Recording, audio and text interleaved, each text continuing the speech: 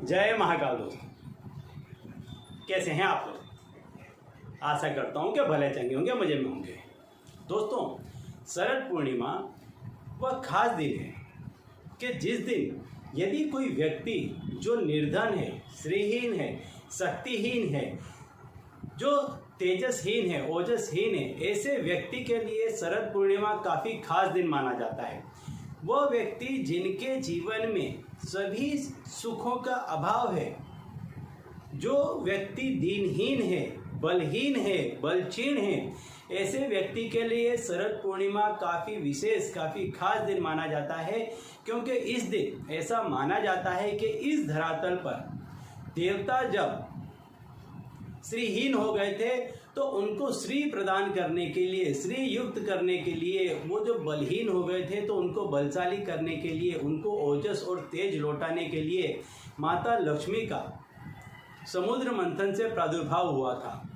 अर्थात आज के दिन यदि आप श्रीहीन हैं, शक्तिहीन हैं, बलक्षीण हैं, दीनहीन हैं, तो यदि आज के दिन आप सच्चे मन से माता लक्ष्मी की उपासना करते हैं तो आज के दिन उनकी कृपा अवश्य आप पर उतरेगी और आपका जीवन श्री से युक्त हो जाएगा, श्रीयुक्त हो जाएगा। अभी तक आपके जीवन में जिन किसी भी चीज़ों का अभाव था वो सारी ही चीज़ों का अभाव समाप्त हो जाएगा और आपके जीवन में बल लौट करके आएगा, आत्मविश्वास लौट करके आएगा, आपके आंखों में तेज लौट करके आएगा, आपका जो शरीर है उसमें ओजस लौट करके आएगा। और ये सारी चीज़ें उस चीज़ की निशानी है कि यह व्यक्ति के पास में श्री है। श्री सिर्फ पैसे को ही नहीं बोलते हैं, श्री युक्त अर्थात व्यक्ति अपने कर्मों से लेकर, अपने स्वास्थ्य से लेकर, अपने मनोबल से लेकर, अपनी शारीरिक शक्ति से लेकर, अपने तन मन की जो तेज है उससे लेकर के हर चीज से युक्त होता है। धन दौलत से, भौतिक सुखों से जब भरपूर होता है, ऐसे व्यक्ति को श्रीयुक्त कहते हैं। और जब किसी व्यक्ति से श्री यानी कि जो श्रीहीन जब व्यक्ति हो जाता है तो ऐसा व्यक्ति सबसे पहले शारीरिक और मानसिक रूप से दुर्बल हो जाता है। ऐसे व्यक्ति का आत्मविश्वास क्षीण हो जाता है, बल क्षीण हो जाता है। तो ऐसा व्यक्ति जहाँ कहीं भी जाता है, ऐसे व्यक्ति की कहीं पर भी मान सम्मान नहीं होता है, क्योंकि कुदरती प्राकृतिक रूप से उसके जीवन से जो श्री थी, जो इन सारी चीज़ों से मिल करके बनता है, वो उसके जीवन से चला गया था। पैसा तो गौण चीज़ है। जब ये सारी चीज़ें व्यक्ति के जीवन से चली जाती हैं, व्यक्ति के जीवन से विनम्रता चली जाती है, व्यक्ति के जीवन से साहस चला जाता है, व्यक्ति के जीवन से जब सौंदर्य चला जाता है, व्यक्ति की आंखों से जब तेज चला जाता है, व्यक्ति का शरीर जब सुस्त पड़ जाता है, आलस उसके अंदर प्रवेश कर जाता है, बुढ़ापा उसके अंदर आने लगता है, अर्थात जब वो बल क्षीण हो जाता है, बात बात में थक जाता है, तो ऐसा व्यक्ति श्रीहीन माना जाता है। और ऐसे व्यक्ति के पास से धन दौलत भौतिक सुख तुरंत चले जाते हैं। यदि आप ऐसी अवस्था में जीवन जी रहे हैं, व्यतीत कर रहे हैं, तो आज का दिन आपके लिए काफ़ी खास है। आज के दिन में यदि आप माता लक्ष्मी को प्रसन्न करने का उपाय करते हैं तो माता लक्ष्मी अति शीघ्र प्रसन्न होंगी और व्यक्ति को वो सारी चीज़ें प्रदान करेंगी जिससे वो श्रीयुक्त हो जाए, उसके जीवन में धन लौट करके आए, वैभव लौट करके आए, आत्मविश्वास लौट करके आए, आत्मबल लौट करके आए, शारीरिक बल लौट करके आए, तेजस, ओज, ये सारी चीज़ें जब उसके जीवन में लौट करके आती हैं तब ऐसा व्यक्ति श्रीयुक्त माना जाता है। आज के दिन व्यक्ति को भगवान विष्णु की पूजा करनी चाहिए। भगवान विष्णु की पूजा करने से ऐसा माना जाता है कि जहाँ कहीं भी भगवान विष्णु की पूजा होती है वहाँ माता लक्ष्मी स्वयं प्रकट हो जाती है। तो यदि आप भगवान विष्णु की पूजा करते हैं, यदि आपको कोई मंत्र नहीं आता तो ओम विष्णु विष्णु इस मंत्र का आप पाठ करें। इस मंत्र के पाठ करने से भी माता लक्ष्मी आप पर प्रसन्न होंगी। साथ ही साथ यदि आप चाहें तो ओम श्रीम श्रीये नमः इस मंत्र का भी पाठ कर सकते हैं, इससे भी माता लक्ष्मी आप पर प्रसन्न होंगी। ये जितने भी मंत्र हैं आज के दिन आप रात्रि के समय करें और ऐसे स्थान पर बैठ करके करें कि जहाँ से आपको चंद्र दिखाई दे।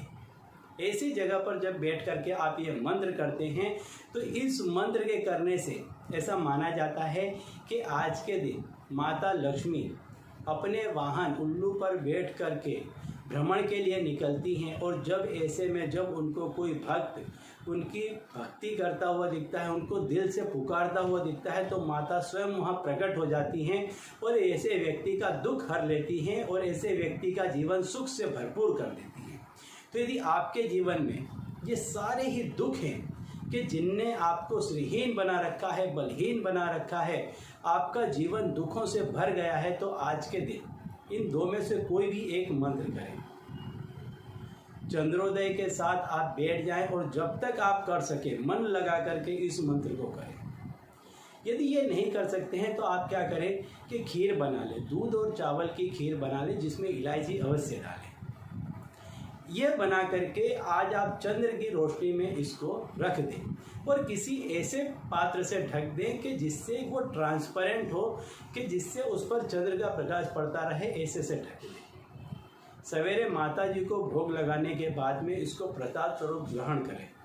इससे भी आपकी दीनहीनता दूर होगी, आपका शरीर निरोगी होगा, आपका आत्मबल लौट करके आएगा, आपके पास में धन दौलत वैभव का आगमन।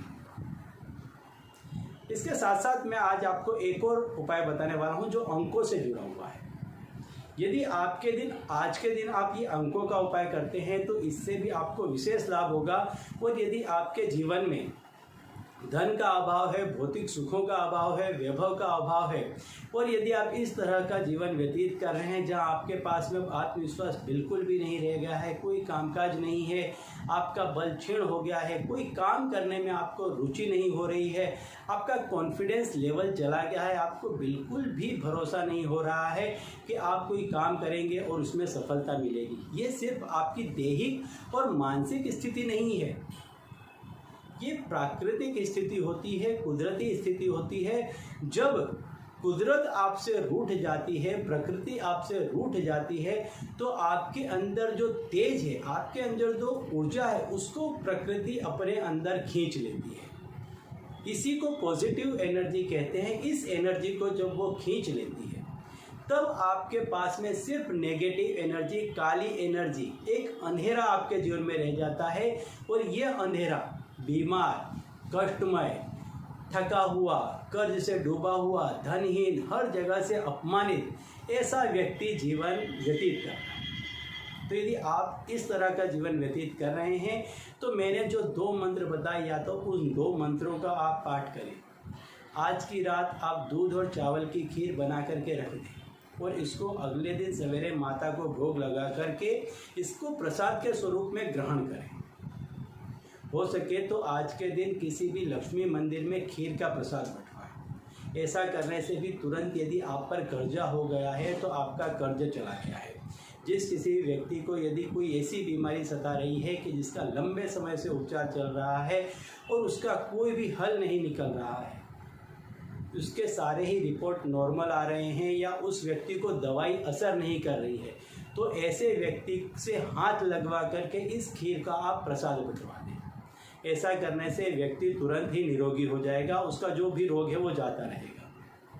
अब मैं आपको अंकों का वह उपाय बताने जा रहा हूँ कि यदि आज के दिन आप इस उपाय को करते हैं तो इस उपाय के करने से आपके जीवन में फिर से वैभव लौट करके आ जाएगा, तेज लौट करके आ जाएगा, ओजस लौट करके आ जाएगा। तो आपको जो अंक मैं बता रहा हूँ वो पहला अंक है चंद्र का अंक, क्योंकि चंद्र जो है वो मन का कारक है।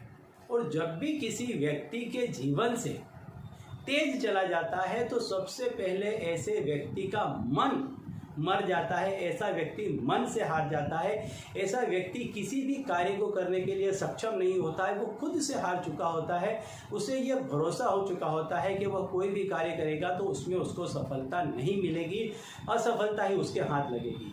तो सबसे पहले आपको अपने मन को मजबूत करना है और अपने मन को मजबूत करने के लिए आपको अपने चंद्र को मजबूत करना पड़ेगा। और आपका जो चंद्र है वही मन का कारक है। तो यदि आपका चंद्र मजबूत होगा तो अपने आप आपका मन मजबूत हो जाएगा। तो जो सबसे पहला अंक है वो 2 का अंक है। इसके बाद का जो अंक है वो 1 का अंक है। 1 का अंक सूर्य का अंक है। सूर्य का अंक आत्मा का अंक माना जाता है। आत्मा का प्रतीक माना जाता है। तो जो आपकी आत्मा क्षीण हो गई थी, निर्मल हो गई थी, जिसमें से तेज चला गया था, जब आप एक के अंग का प्रयोग करते हैं तो आपकी जो आत्मा है वो शक्तिशाली हो जाती है, उसको तेज मिलता है, उसको शक्ति मिलती है, उसको पावर मिलता है। और जब आपकी आत्मा को पावर मिलता है तो आपके अंदर एक पॉजिटिव एनर्जी, एक सकारात्मक शक्ति, एक ऊर्जा दौड़ जाती है। और ऐसा व्यक्ति जब भी किसी कार्य के लिए जाता है, जहाँ कहीं भी जाता है, लोगों में पूजनीय हो जाता है। तो दूसरा जो अंक है वो 1 का अंक है। इसके बाद का जो अंक है वो 5 का अंक है। 5 के अंक को बुध का अंक माना जाता है। अब बुध जो है वो व्यक्ति के अंदर साहस भरता है। क्यों? जब भी व्यक्ति श्रीहीन हो जाता है तो उसमें से साहस चला जाता है। देवताओं के पास जब देवता श्रीहीन हो गए थे तो उनके अंदर बिल्कुल भी क्षमता नहीं थी, शक्ति नहीं थी कि वो असुरों के साथ में युद्ध कर सके। तो जो बुध ग्रह है वो आपके अंदर ये साहस भरेगा, आपके अंदर शौर्य भरेगा, आपके अंदर जो युवानी है, क्योंकि बुध जो है वो सबसे युवा ग्रह है। तो बुध आपके अंदर युवानी भर देगा, जवानी भर देगा, जोश भर देगा, ताकत भर देगा, उत्साह भर देगा, शक्ति भर देगा।